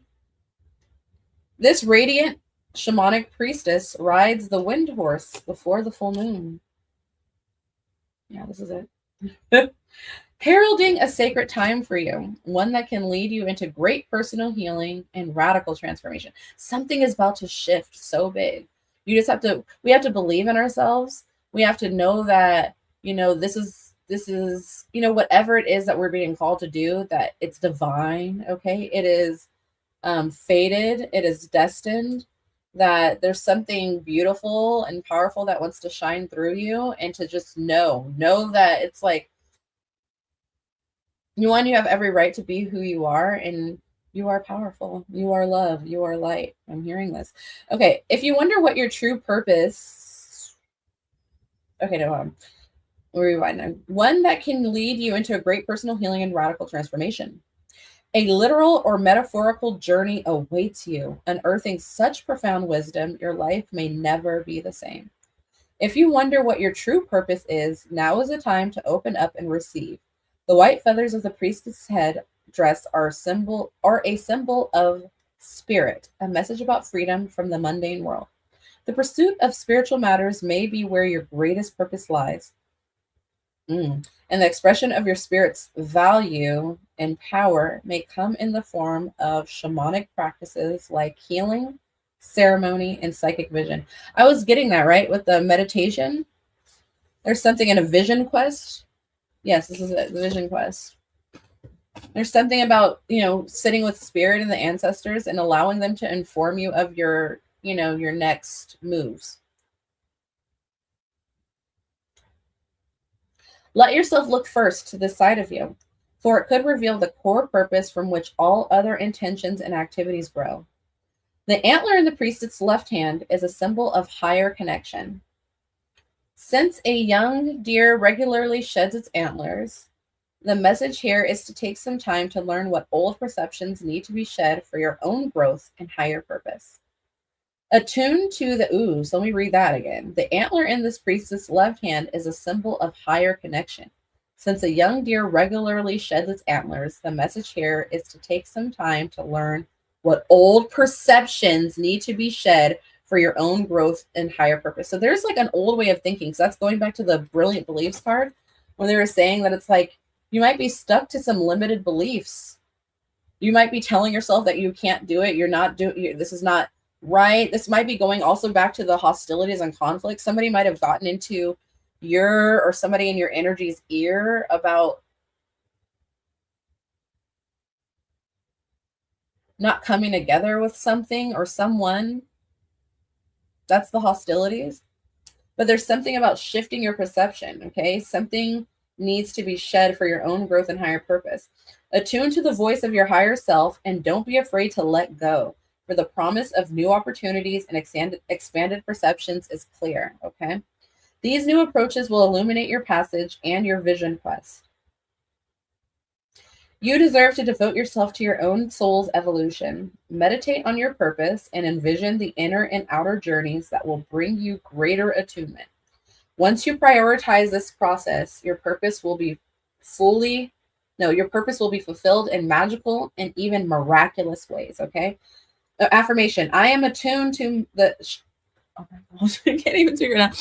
The affirmation is, I am attuned to the shaman within. I devote myself to my own soul's journey and I am blessed or blessed, okay?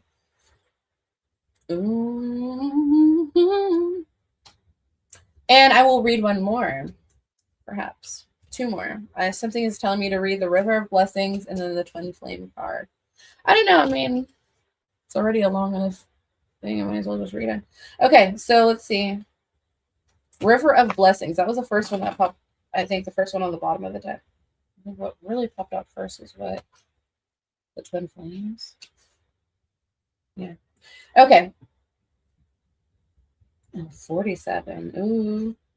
River of Blessings. Releasing constraints. I was saying that because my birthday's on April 7th. 47. Okay. I'm loving it. Okay. The Priestess of Purification holds out a bowl of blessed water, overflowing in your direction. The all-seeing jaguar brings his power of creation into your life. Heralding, this is something about that's being heralded, okay?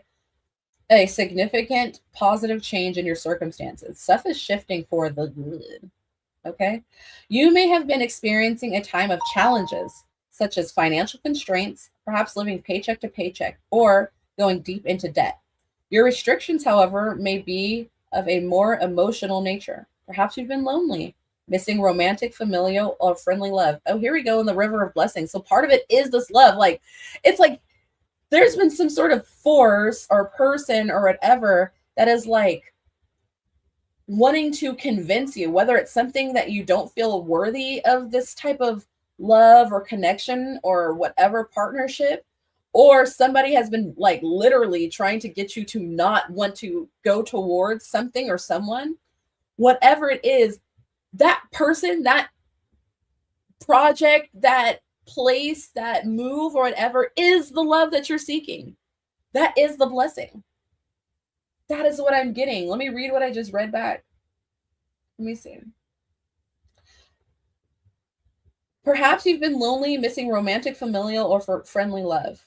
They're talking about being in a time of challenges such as financial constraints, perhaps living paycheck to paycheck, or going deep into debt. Your restrictions, however, may be more of a more emotional nature. Perhaps you've been lonely, missing romantic, familial, or friendly love.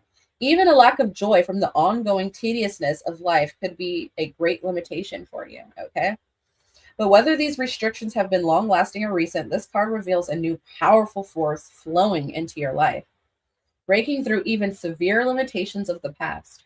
Your difficulties may have been very hard to bear, but this has been a time of profound purification for you. Ooh, you've been purified. Don't you purify yourselves in the waters of Lake Minnetonka, okay? The Priestess is blessing your rebirth after suffering. Okay, so things are being reborn. This is Phoenix energy. This is rising from the ashes. This is like going through a dark night and like, here's the light at the end of the tunnel. Chew, chew. All right, who's ready? Toot, toot. Beat, beat. We coming through. Giving you Jaguar's ability to view your experience with sharp-eyed clarity, a release of attachment that brings the promise of achievement, okay? Whatever limitation you have endured A beneficial solution is coming your way. So rest assured that the old issues will be resolved. As you go through your day, bless yourself with a clear intention. See any restrictions as merely a part of your passage from purification to personal progress. Just as the jaguar has a unique visual acuity, your own inner visions are coming into sharp focus, ready to become an even greater reality. Ooh, I'm hearing this. Your dreams are coming to life. In fact, this river of blessings will carry you far beyond anything you have yet imagined. I'm also getting like, vote for Pedro. This is the wildest dreams. Oh shoot. Okay, yes, we are our ancestors' wildest dreams. So the book that I chose to read to the littles today for my kids, my school's African American reading was I am my ancestors' wildest dreams. And then I was thinking, so just talk about the dreams. And then what I was just channeling right before that was Vote for Pedro from Napoleon Dynamite. Something about Napoleon, Neo Apollo. I was reading something like there's a lot of different things about Napoleon, but Napoleon is coming through. France is coming through. What else is I about to say? Oh, Vote for Pedro. So yeah, your wildest dreams will come true. There's something presidential coming through. There's something about old ways of going about things, like as far as like gaining support through boring ass, dry ass, sorry to curse, but speeches. Like I'm getting Summer from Napoleon Dynamite and her and like vote for Summer. And it's like everybody was being so tricked by this, like, for lack of better terms, whitewashed version of like, this is what you should follow or do. Or it could just be whatever. But then I'm getting that it's like, you know, part of what got Pedro in was Napoleon dancing, and who gave him that music to dance to? It was LaFonda. Okay, was that her name, LaFonda? Kip's black girlfriend from, I think she was from like Detroit or something. But yeah, it's something about bringing back heritage, history, soul. This is also reminding me of when I showed you guys earlier my fourth great grandfather, Thomas Stevenson Drew, and how he won his election by holding a barbecue. And I'd be like, and who told him to do that? Right? Barbecue is a Negro food, right? So it's like, there's something about like having a party. I'm also channeling like the political party that Kanye West was talking about, the birthday party. Every day is your birthday. Every day is a party. And that's part of like the freedom. Like we used to live in so much fun and party. It'd be just like, what do you want to eat today? Well, let's fry some fish. We caught some fish yesterday, or let's go fishing, or, you know what I mean? Let's fry some chicken. I want to, you know what I mean? I don't know. It was always a party. It's something about having fun again. That's part of the river of blessings. Somebody might be holding themselves back from just having fun. I did say that too. This is hitting home now.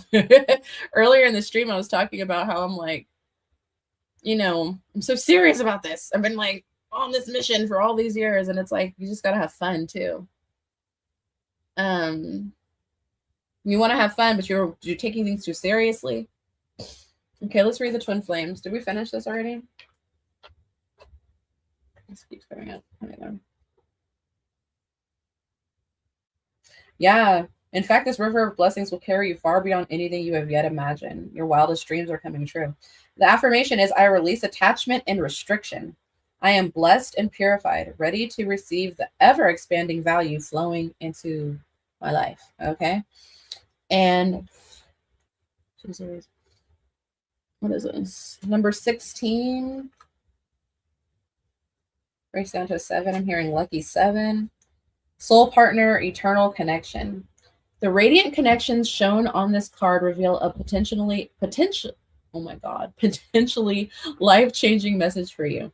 The appearance of a twin flame is on the horizon, and it's a directive of your karmic destiny that you reunite. And this is reuniting. Many people consider twin flames to be romantic connections, soulmates called back together from previous lives. This could indeed be the case for you, and this card may be announcing the homecoming of an abiding love. But there are many types of soul partners. This can take form of a loving parent and child, business partners, scientists working together on the same discovery, composer and lyricist, environmentalists with a common cause, or any other duo united in the intention to enhance the earthly experience of others. There's people and things coming together to enhance the earthly experience of others. I'm loving that. Okay, so don't be distracted by the similarity in appearance of the souls pictured here. This message is about a perfectly matching resonance that vibrates with mutual recognition and higher purpose. The tiger that stands between these twin flames represents great passion. Ooh. This may manifest in a physical relationship or represent a project that is compelling to you. Be encouraged, for the brilliant beam of light is pure spirit. And we also had brilliant beliefs. So where are we at? Where are we at? The brilliant beliefs. So look, I'm seeing it. They just said, in fact, God dang. All right. So we're looking at these cards. We're reading this right now. They said this brilliant beam of light. Okay, what is it? Is pure spirit, and you're being blessed and guided by divine consciousness. Okay, and then this card is called the brilliant beliefs. Right, the luminous life force of personal power. We're seeing that there's something coming down. It's being birthed in what this union will create. Whether that's like a project, an event, a relationship, a child, there's something, there's a life, a light force, a spirit baby in whatever form that this union is supposed to create. So get ready for a profound relationship, one of twin devotion to each other and to a higher cause, okay? And the affirmation is, I am open to finding a deeper purpose in my life. Again, about the purposes, right? We just read that with shamanic journey and purpose, okay? I am open to finding a deeper purpose in my life and to finding a soul partner who will share my higher intentions. This is about like connecting with people that, you know, that you guys have a higher calling. It was good, Sweeping Elevation. Oh, welcome, welcome. Make sure you subscribe so that you can tap in anytime we come on. We're over here uncovering truths, tapping into our 2020 vision. I'm really all over this, over all of this. Oh, what's going on? Hey, what's good, Christy? Welcome, welcome. Okay, and so then we're going to find out what else were we going to look into? I don't know, perhaps the hostilities. We'll do the tenderness, the hostilities, and then the power of a difficulty, and then we're gonna cut it off. We've been on here for a minute now, y'all. Okay, tenderness. True love and compassion. This card foretells the coming of new or increasing love in your life. It may seem to arise from out of the blue, or it may be a relationship that has been developing for quite some time.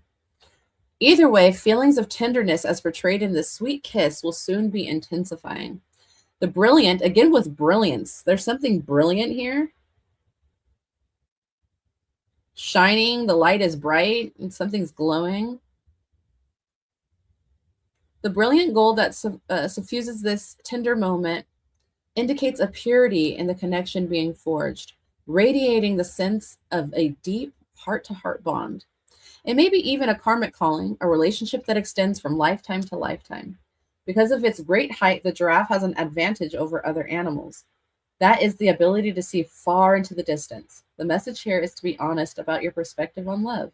Be sure not to limit your view. There's something about limitations. Somebody's having some limitations. Somebody has like found the one or something like that, but there's something in their mind that's telling them this isn't like this is not how it's supposed to be. It's not how I imagined it. This is becoming a love reading, but it's not supposed to. It's making me want to pull out the romance angels, but I'm okay right now. Maybe we'll do some more. If you guys are digging the readings and stuff, also follow my other channel. We'll start posting more over there. It's Original American Tarot here on YouTube. Okay, it's something about this height of the giraffe. And I was peeping that too. I was like, there's something, this partner might be tall, or there's something about being able to see things from a high point, or there's something about the perspective, the vantage point, seeing things with a bird's eye view or a giraffe's eye view. This person, maybe you or this other person feels like they have to come down to love this person. This giraffe is having to bend its neck so far down just for this woman to kiss it.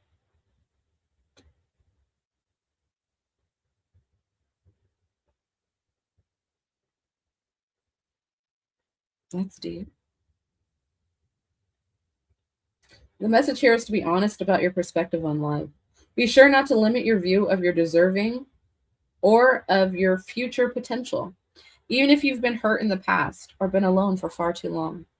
True love is on the horizon. Remember that the tenderness you give to yourself will be reflected back to you in the brilliant light and love that the universe will be sending your way.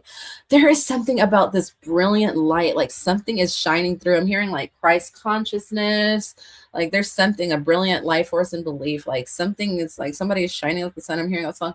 Here comes the sun, doo doo doo. Here comes the sun when I say it's all right. Do, do, do, do, do, do, do, do.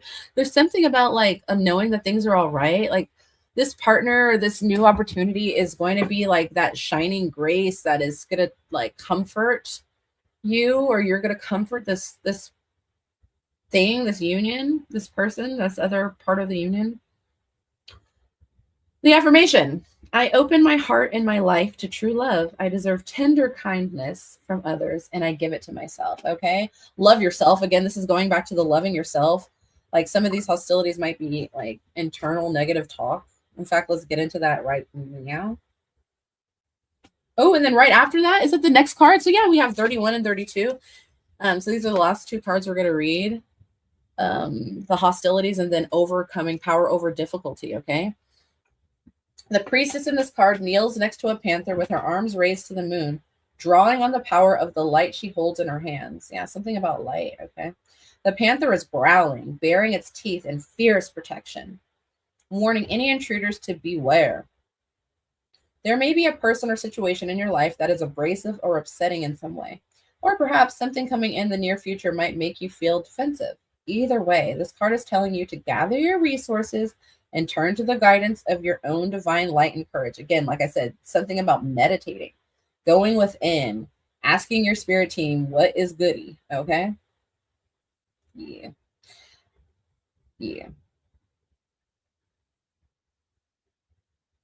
Yes, turn to your own divine light and courage. Become more conscious of the people or situations zapping your energy or your sense of power. There may be a family member, a coworker, or a draining obligation that has been taking a toll on you. Even if it has gone on for quite a while, it's finally time to choose to protect yourself and your own energy. This choice may cause others to be upset or even hostile. You may be tempted to diffuse the conflict by giving in, but that old, unhealthy pattern must be resisted. You don't have to give in to the habits of fear anymore. So that was it. It's like somebody is like telling you not to do something, or somebody might be draining you. It might be toxic. You might know it's time to walk away, but it's like, and this person might be like, with the hostilities, might be making you afraid to, like there's something bad is going to happen if you walk away or leave or detach from this way of thinking. And that even might be the internal thoughts in your mind. You might be like, oh no, if I go for what I want, and I'm not worthy or good enough, you know what I mean? Like, no, that I can't do that. I'm too scared, right? You have to break away from that. So don't shy away from conflict or unrest. You deserve to act on your own behalf. Act on your behalf, okay? Be brave in the face of confrontation and know that you are capable of seeing it through to the other side. You have the fierce determination and strength of the panther within you. And the light of divine assistance is always on hand, okay? Affirmation: I am strong and resourceful in any situation. I believe in myself and my ability to take charge. Boom. This is also making me feel like maybe like if this is an external like force that is like kind of wanting to keep you in your box or your bubble so that you are limiting your beliefs or what you want to do, it's like they might be letting you like, if you do this, you're no longer going to have access to this.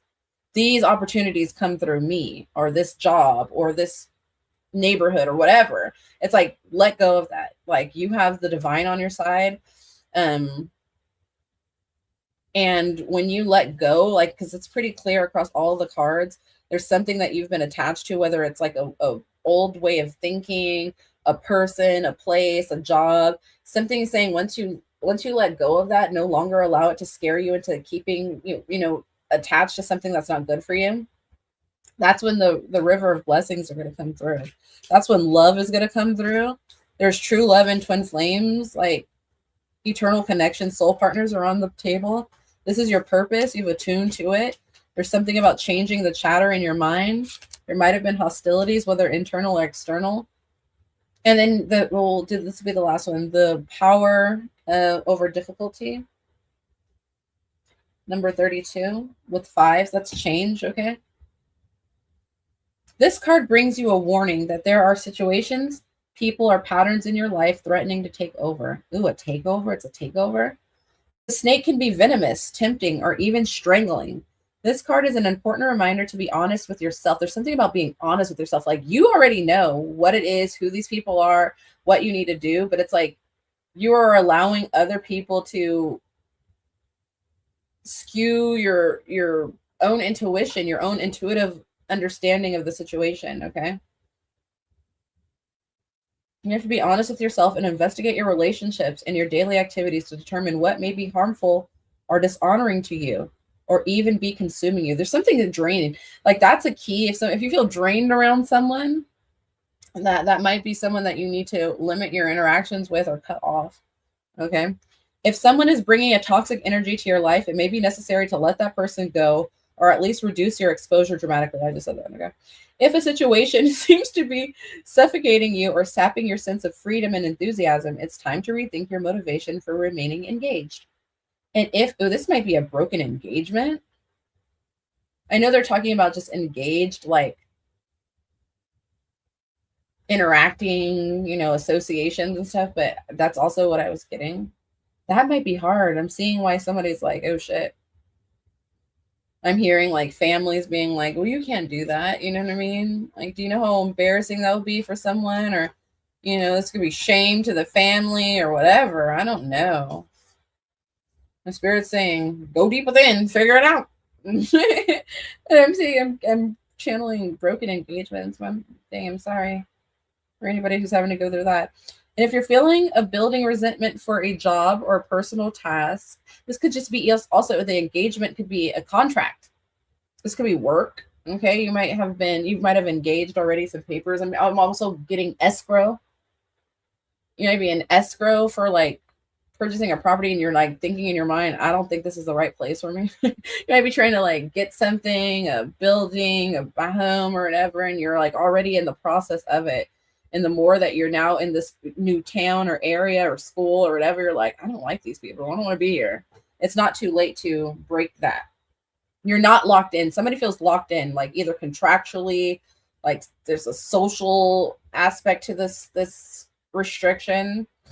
It's strong though. I'm feeling it. It's strong. It's real strong. But like you have the power over difficulty. Okay. Whose message is this, y'all? Okay, and if you're feeling a building resentment for a job or personal task, this card is telling you to learn how to bring more conscious joy to the experience, or even to exit it altogether. Also, be mindful of all your own personal patterns. Consider the causes of your making and the results they're creating, right?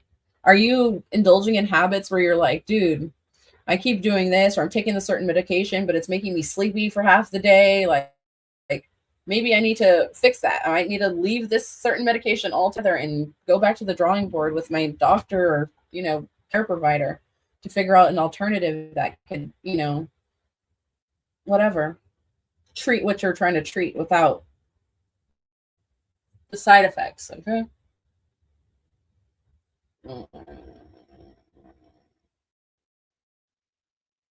Causes of your making and the results are creating. You don't want consuming your own life force and sabotaging. There's something about life force. You've got the light. I'm also hearing, I've got the magic in me. What's the lyrics to that?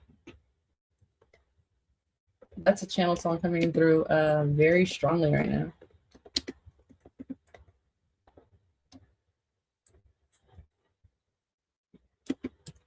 Let me see. As we're pulling that up, I didn't.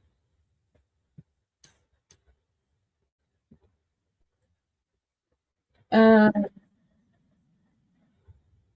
that it?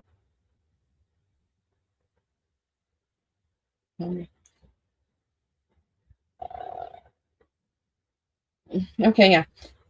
You don't want to become the snake that eats its own tail, consuming your own life force and sabotaging your own desire to move forward. Yet always remember the indomitable strength of your inner spirit and true life force, represented here by the swans, who, in spite of their gentle beauty, are very powerful creatures, capable of striking anything that attacks. You have that power as well, and this card is telling you to strike out at your own self-sabotaging patterns. Yes, I was getting that internal strife, okay? And to break free from any other limiting influences holding you down. This is a really strong reading, you guys. Become conscious and courageous. There's something that's going to take courage. You might be really afraid to break out of this pattern, this limiting the belief, this contract, this relationship, this job, this move. You have to become conscious and courageous in your ongoing choices. You have the power now. I release toxic people and patterns from my life. Damn. I empower myself in my choices and in my relationships. So yeah, across the board, that was it. At the last one at the bottom of the deck was friendship. I guess I'll look over that just a little bit and then we're gonna be done. Something is telling me. Support, fun. Okay, yeah, of course, with the fun. Unity and play. Unity, play. There's something about us having fun. We should be starting to throw parties. Fair parties all over. Inviting people out for cookouts and stuff, you know, everywhere. Because I was seeing it like we should have like these centers, like embassies, but every fair center has like a farm. It has like space for people to hold conferences or conventions and stuff. And like, I don't know. We'd invite everybody out to the farm for a cookout, like with fresh foods and stuff. And Black people can learn more about their history. There's like a museum and part of it, kind of like with all of our definitions and pictures of indigenous folks and whatnot. Okay. Look, okay. The two smiling young women on this card look out over the beauty of their homeland with joyous appreciation. The profound kindred connection they share is clearly a wellspring of ongoing support and happiness.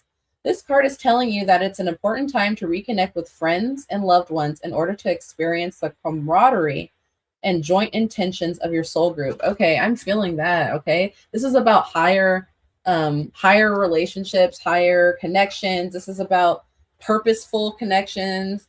What else was I just receiving? Having fun. The reconnecting, the reunion. These might be people that you were once in touch with at some time or something. You're coming together again. There is a powerful vibration that comes from a connection forged in shared history, philosophy, and loving experiences. It is a palpable yet often unspoken union that brings deep feelings of support. This may or may not be the family of your youth, but when the resonance of these individuals vibrate in harmony, innocence, and enjoyment, you can rest assured that it is the family of your soul. Okay. You may have been feeling the need for support lately. If so, let yourself turn to those you know who will allow you to express all your deepest desires and fears without judgment or derision. Your wildest desires, all your wildest dreams are coming in, your deepest desires. This is like something that you never thought could be possible is going to become possible when you connect with, like-minded individuals. Unite with others of like mind so you can continue to support each other through good times and bad. This card also encourages you to get together with others for the simple intention of fun and play. The times when you share these magical vibrations will spread the irresistible resonance of joy exponentially through your life and theirs. Always remember you deserve to let go, to have fun, to come together with the happy souls that lift your energy and fill you with hope, comfort, laughter, and unbounded bliss. The affirmation is, I open myself to the supportive connections around me. I join in the fun and joy that these loving friendships can bring. So this is a great time of coming together, overcoming difficulties and the conflicts and negative thoughts and patterns and limitations that have kept people apart. People are coming together in this time. Like I said, if you really like the readings, you can follow me at Original American Tarot here on YouTube. Subscribe to this channel as well. We on a mission. We on a roll, y'all, okay? And oh, hi from Scotland. What's good? Hey, Dolly. I'm trying to stop these meds. Oh shit, Robin. Stop them. Don't be afraid. Stop them. Do not be afraid. My my mom, she had epilepsy, like really bad growing up.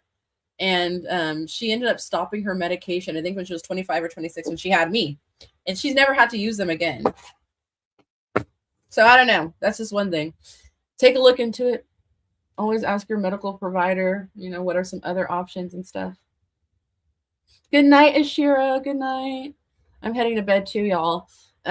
Also, you guys follow us at the fair, become a friend of the fair. I have some really exciting stuff and projects, okay, that are going to be coming down the pipeline for us. Also, like I said, there's more information there. There's like a gallery that we can add to. I'll create like an intake form. So if you wanted to add any information to the fair, or pictures or whatever in their source, we can, and we can continue to collect and build there. And this is all of our foundation. And what else? There's genealogy resources there. You guys can also follow the fair's YouTube at Fair Rules, F-A-I-R-E, Rules, R-U-L-E-S. It's here on YouTube as well. We'll be adding some more videos over there. But I just want to say I love you guys all so much. I'm super excited to be communing with my soul family and tribe again. And everybody get some rest. I'll see you guys early tomorrow for the second part of the Wreck-It Ralph decode. We'll be getting more into DNA and how the establishment ripped out our code, okay, who exactly this establishment is. The Wreck-It Ralph movie lays it down so perfectly, so good, okay. We'll be talking about all that tomorrow. I hope you guys all have a wonderful evening or night or morning, wherever you are in the world.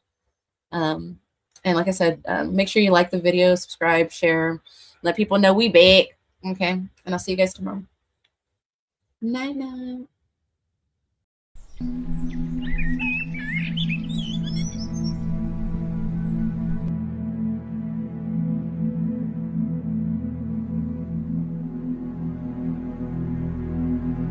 For years, we've been told a version of history that simply isn't true.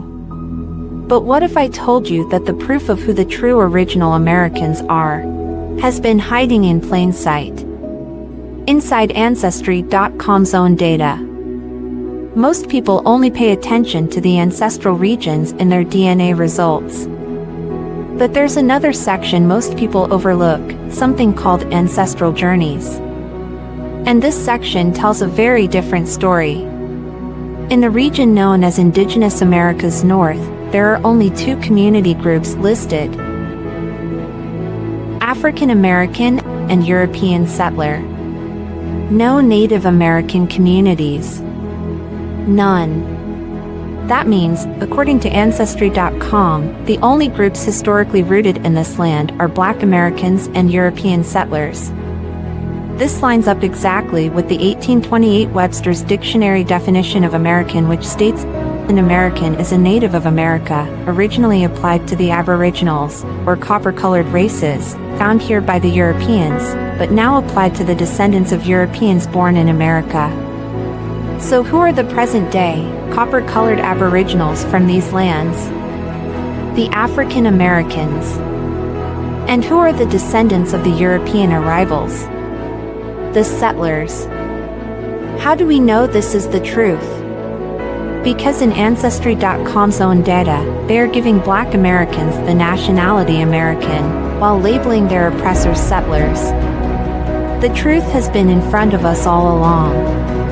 This isn't just about one group.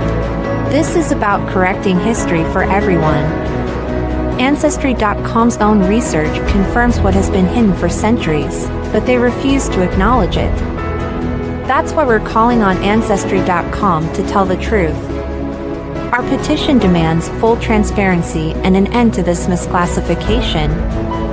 Because history belongs to all of us, and it's time to set the record straight. Sign the petition now. Share this video. Because the truth matters to all of us.